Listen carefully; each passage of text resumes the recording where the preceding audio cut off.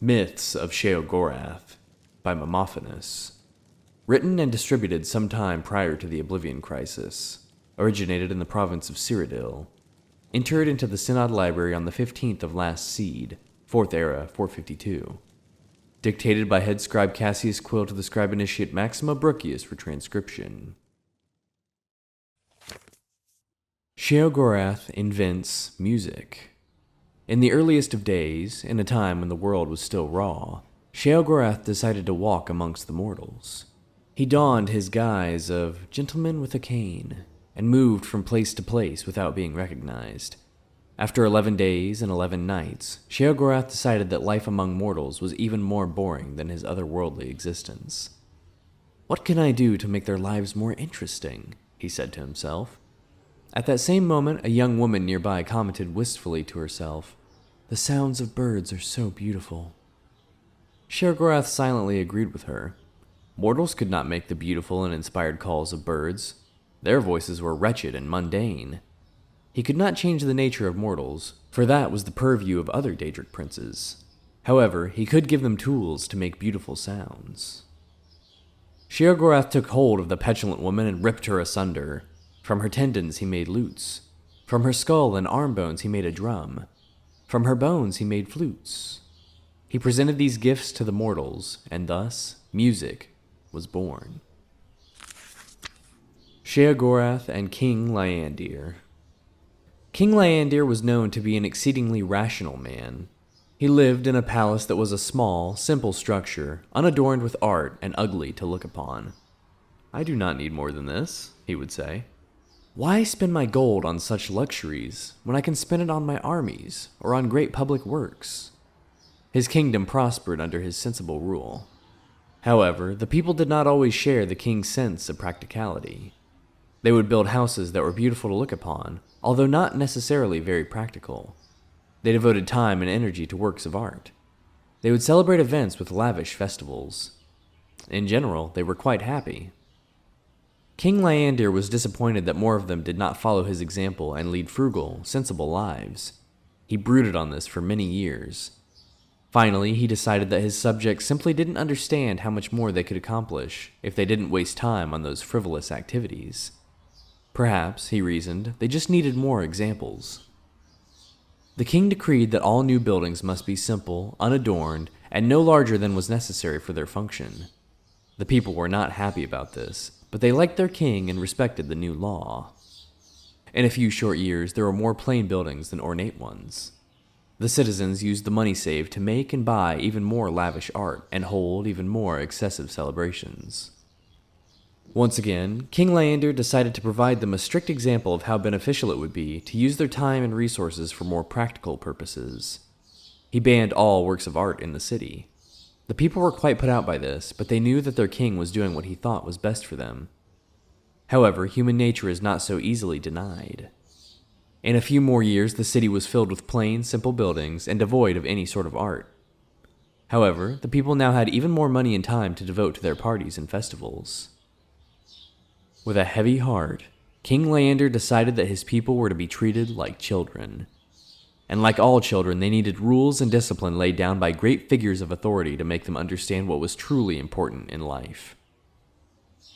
He decreed that there would be no revelry in the city. Singing, dancing, and music were all banned. Even food and drink were limited to water and simple foodstuffs. The people had had enough. Revolt was out of the question, since King Lyandir had a very well-trained and equipped army.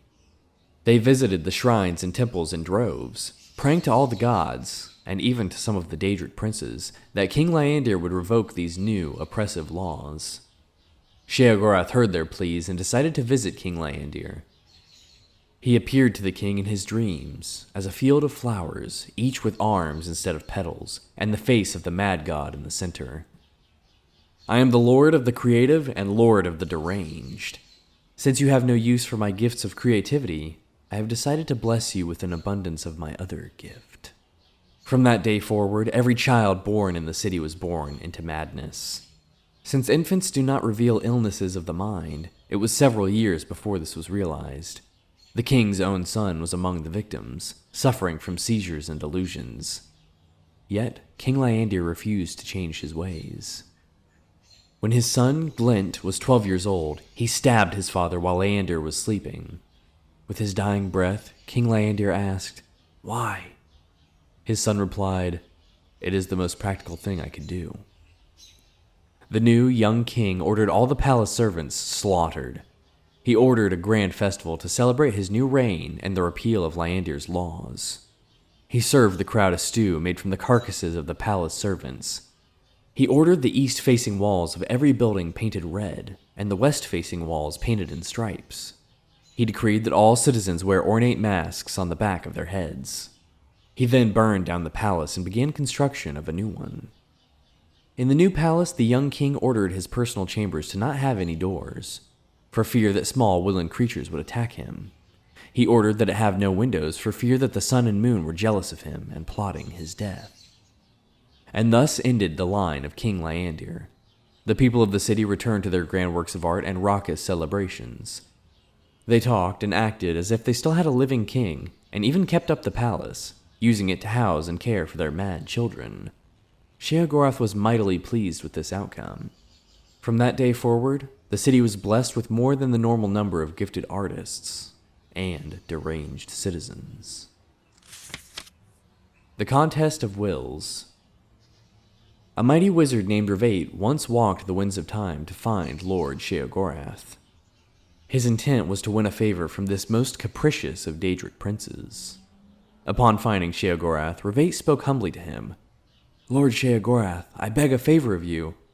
I would gladly drive 1,000 men mad in your name if you would but grant me the greater magical powers." Fortunately for Revate, Sheogorath was in a playful mood. He proposed a game. "I will grant your wish if you are still sane in 3 days. During that time, I will do my utmost to drive you mad. It shall be great fun."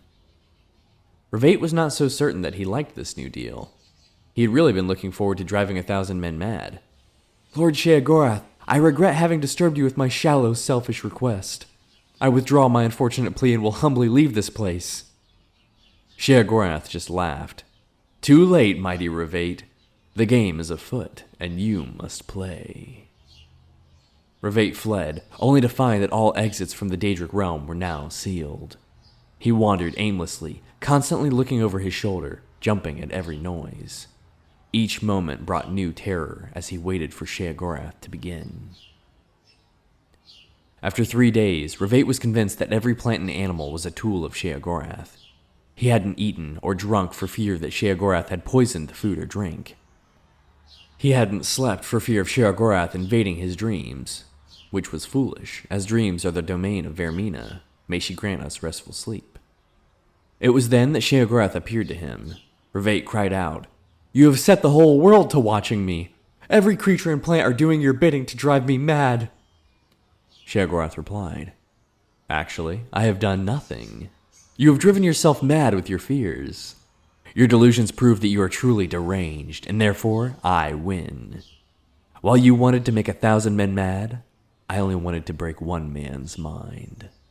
Yours." From that day forward, Revate served Sheogorath's every whim.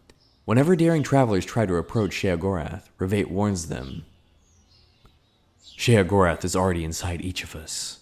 You have already lost."